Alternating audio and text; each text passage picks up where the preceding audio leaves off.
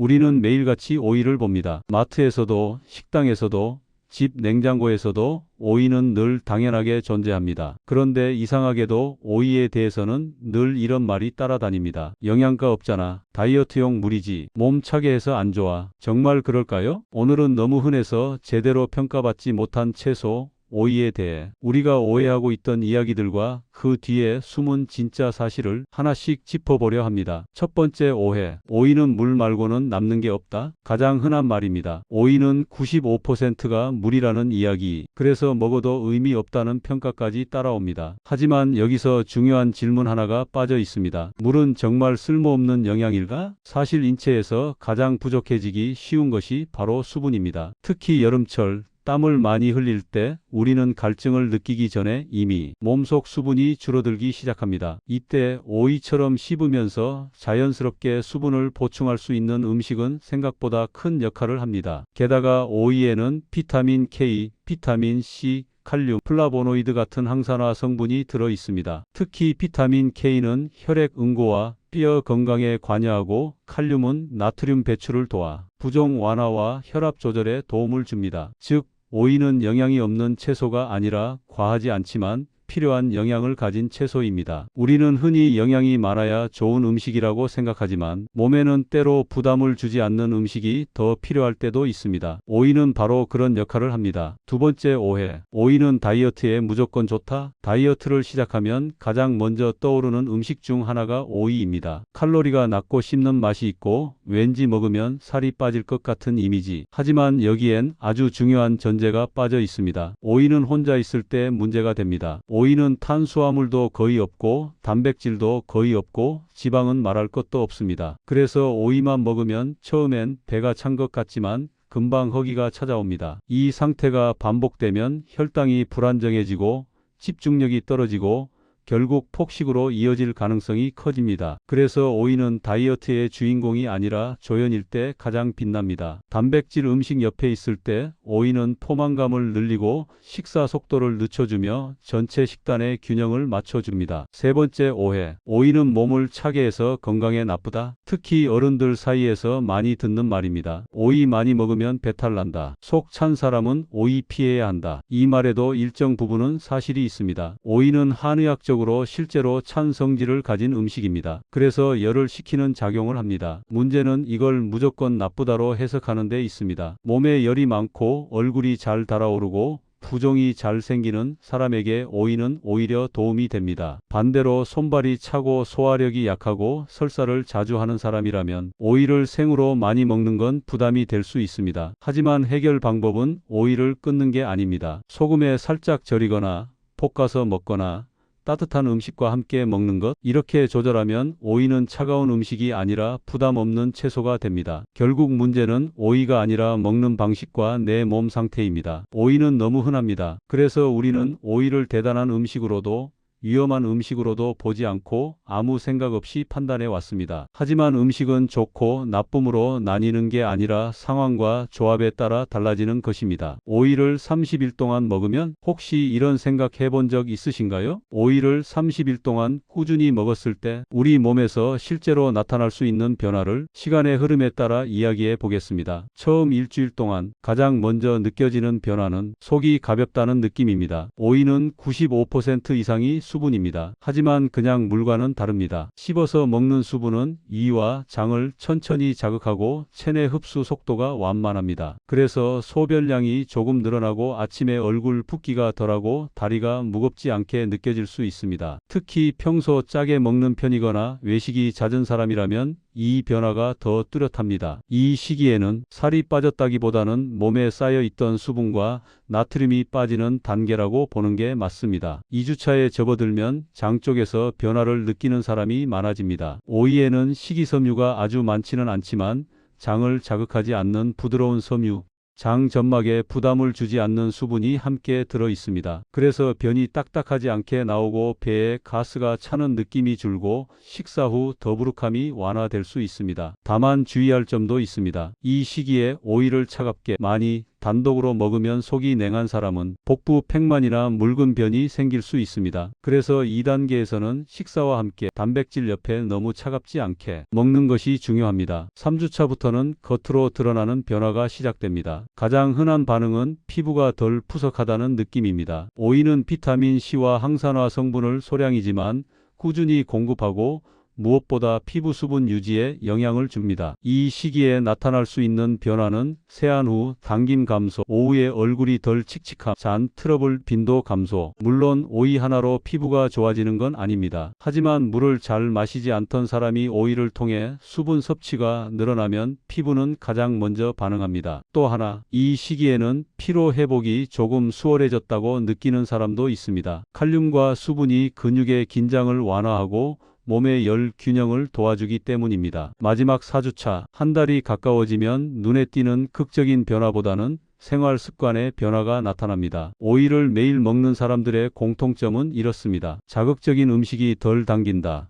야식을 먹을 때 양이 줄어든다. 식사 속도가 느려진다. 왜냐하면 오이는 씹는 시간이 길고 입안을 오래 사용하게 만드는 음식이기 때문입니다. 이 작은 변화가 쌓이면 과식 빈도 감소, 체중이 서서히 안정, 혈당 변동폭 완화로 이어질 수 있습니다. 이 단계에서 체중이 줄어든 사람도 있고 숫자는 그대로지만 몸이 가벼워졌다고 느끼는 사람도 있습니다. 중요한 건 오이가 살을 빼준 게 아니라 식습관의 방향을 바꿔줬다는 점입니다. 오이를 30일 먹어도 변화가 없는 사람은 변화가 거의 없었다고 느낀다면 이 중 하나일 가능성이 큽니다. 이미 수분 섭취가 충분했던 경우, 오이를 가공식품처럼 곁들인 경우, 짠 음식과 함께 먹은 경우, 오이는 기적의 음식이 아니라 생활을 미세하게 조정하는 음식입니다. 그래서 이미 균형이 잘 잡힌 사람에게는 큰 변화가 느껴지지 않을 수 있습니다. 오이를 30일 먹는다고 몸이 확 달라지지는 않습니다. 하지만 몸의 기본 리듬은 분명히 달라질 수 있습니다. 덜 붓고 덜 자극받고 조금 더 편안해지는 방향으로 오이는 조용한 채소입니다. 소리를 크게 내지 않지만 매일 옆에 있으면 몸은 그 변화를 기억합니다. 만약 무리 없는 식습관 변화를 원한다면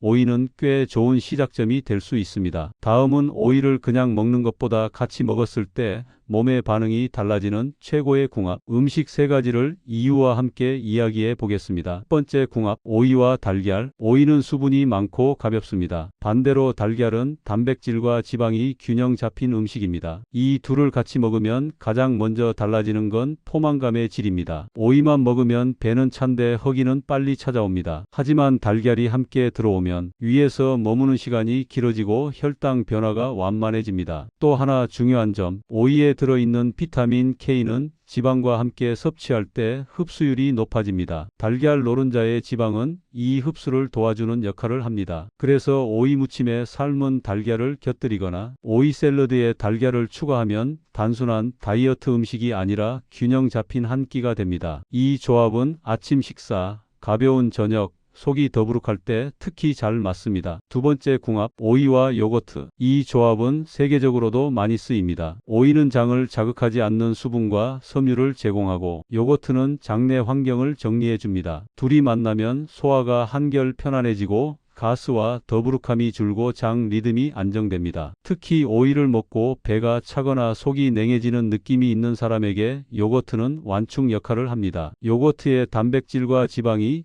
오이의 찬 성질을 부드럽게 중화해 주기 때문입니다. 단 주의할 점이 있습니다. 설탕이 많이 들어간 요거트보다는 플레인 요거트와 그릭 요거트가 좋습니다. 여기에 소금 한 꼬집이나 올리브유를 소량 더하면 흡수율과 포만감이 더 좋아집니다. 세 번째 궁합, 오이와 견과류, 특히 호두, 아몬드. 의외라고 느끼는 분들도 많을 겁니다. 하지만 이 조합은 영양적으로 매우 탄탄합니다. 오이는 항산화 성분과 비타민을 소량씩 제공하고 견과류는 지방, 미네랄, 비타민 E를 제공합니다. 이 둘이 만나면 항산화 작용이 강화되고 세포 보호 효과가 높아지고 혈당 변동이 완만해집니다. 특히 견과류의 지방은 오이에 들어있는 지용성 비타민의 흡수를 도와줍니다. 그래서 오이 샐러드에 견과류를 조금만 추가해도 몸이 느끼는 만족감은 훨씬 커집니다. 이 조합은 오후 간식, 저녁 전 허기 조절, 폭식 예방에 특히 좋습니다. 단 견과류는 조금이 핵심입니다. 한 줌 이내면 충분합니다. 다음은 오이와 함께 먹었을 때 몸이 싫어할 수 있는 최악의 궁합 음식 3가지를 이유와 함께 이야기해 보겠습니다. 첫 번째 최악의 궁합, 오이와 설탕. 가장 흔하면서도 가장 쉽게 놓치는 조합입니다. 오이에 설탕을 뿌려 먹거나 달콤한 소스에 묻혀 먹는 경우 생각보다 많습니다. 문제는 설탕이 오이의 장점을 거의 지워버린다는 점입니다. 오이는 수분 보충, 부종 완화,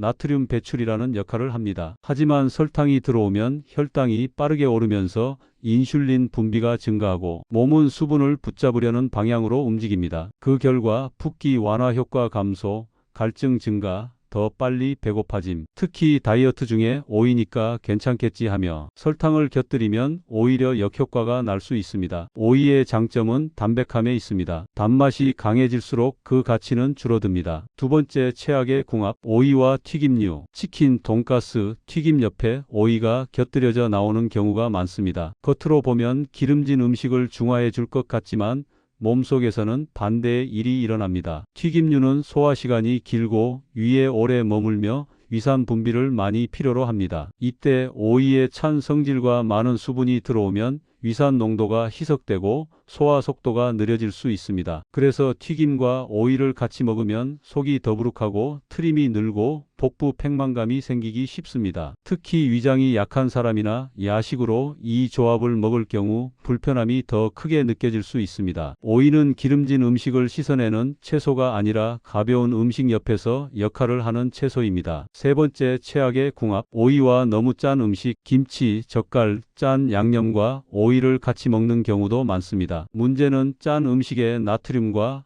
오이의 칼륨 작용이 서로 충돌할 수 있다는 점입니다. 오이는 칼륨이 많아 나트륨 배출을 돕는 역할을 합니다. 그런데 짠 음식을 함께 먹으면 몸은 동시에 나트륨을 배출하면서 또 보존하려는 반응을 합니다. 이 과정에서 갈증이 심해지고 붓기가 오히려 오래가고 몸이 쉽게 피로해질 수 있습니다. 특히 짠 음식과 오이를 저녁이나 밤에 먹으면 다음날 아침 얼굴이 더 부어있는 경우가 많습니다. 오이는 싱겁게 먹을수록 제 역할을 제대로 합니다. 하지만 단맛이 강하면 장점이 사라지고 기름이 많으면 소화가 느려지고 나트륨이 많으면 균형이 깨집니다. 오이는 강한 음식 옆에서 빛나는 채소가 아니라 균형 잡힌 음식과 함께할 때 제 가치를 발휘하는 채소입니다. 오이는 늘 건강한 채소의 이미지로 알려져 있습니다. 하지만 어떤 음식이든 내 몸 상태와 섭취 방식에 따라 불편함을 만들 수 있습니다. 오이를 먹을 때 꼭 알고 있어야 할 주의사항과 부작용을 알려드리겠습니다. 오이는 한의학적으로 찬 성질을 가진 음식입니다. 그래서 몸에 열이 많고 얼굴이 잘 붉어지는 사람에게는 도움이 될 수 있습니다. 반대로 손발이 차고 평소 배가 잘 아프고 설사를 자주 하는 사람에게는 오이가 부담이 될 수 있습니다. 특히 오이를 차갑게 생으로 많이 먹으면 복부 팽만, 잦은 트림, 묽은 병 같은 증상이 나타날 수 있습니다. 이 경우 오이를 완전히 끊기보다는 소금에 살짝 절이거나 볶아서 먹거나 따뜻한 음식과 함께 먹는 것이 좋습니다. 다음은 위장 기능이 약할 때 생길 수 있는 문제입니다. 오이는 수분 함량이 매우 높습니다. 이 수분은 장점이기도 하지만 위장 기능이 약한 사람에게는 위산을 희석시키는 역할을 할 수 있습니다. 그래서 공복에 오이를 많이 먹거나 야식으로 오이를 먹을 경우 속이 더부룩하고 소화가 늦어지고 위가 답답한 느낌이 들 수 있습니다. 특히 위염, 역류성 식도염이 있는 사람은 공복 섭취를 피하는 것이 좋습니다. 오이는 식사 중이나 식사 후 소량으로 섭취하는 게 가장 무난합니다. 다음은 과도한 섭취로 인한 전해질 불균형입니다. 오이는 칼륨이 비교적 많은 채소입니다. 칼륨은 나트륨 배출을 돕고 붓기를 줄이는 데 도움이 됩니다. 하지만 신장 기능이 약한 사람, 칼륨 제한이 필요한 경우 에는 주의가 필요합니다. 오이를 과도하게 섭취하면 드물게 무기력감, 근육 힘 빠짐, 심한 경우 심장 리듬 이상 같은 전해질 불균형 증상이 나타날 수 있습니다. 일반적인 건강 상태라면 문제가 되지 않지만 기저질환이 있다면 매일 과다 섭취는 피하는 게 좋습니다. 오이는 껍질째 먹는 경우가 많습니다. 그래서 세척이 매우 중요합니다. 겉에 남아있는 농약이나 왁스 성분이 위장 장애를 일으킬 수 있습니다. 섭취 전에는 흐르는 물에 충분히 씻고 굵은 소금으로 문질러 세척하거나 베이킹소다 물에 잠시 담갔다가 헹구는 것이 좋습니다. 껍질이 부담된다면 껍질을 벗겨 먹는 것도 하나의 방법입니다. 드물지만 오이에 알레르기 반응을 보이는 사람도 있습니다. 입안 가려움, 입술목, 따끔거림, 가벼운 부종. 이런 증상이 반복된다면 오이 섭취를 중단하고 전문의 상담이 필요합니다. 특히 꽃가루 알레르기가 있는 경우 구강 알레르기 증후군 형태로 반응이 나타날 수 있습니다. 오이는 보조식품이지 대체 식품이 아닙니다. 조금 덜 차갑게, 조금 덜 많이, 조금 더 균형 있게 그렇게만 먹어도 오이는 충분히 좋은 음식이 될 수 있습니다. 시청해 주셔서 감사합니다.